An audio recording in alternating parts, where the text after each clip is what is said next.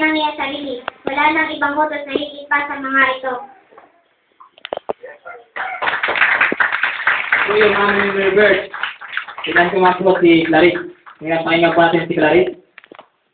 Marcos 12:29-31.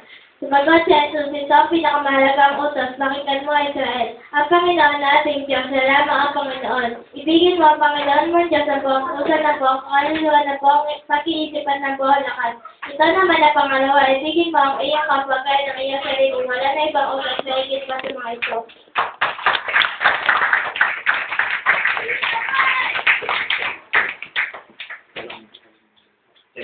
Clarice.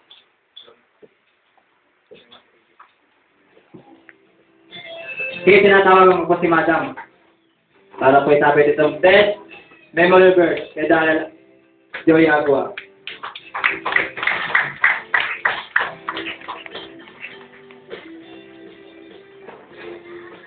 Ito po yung parameters.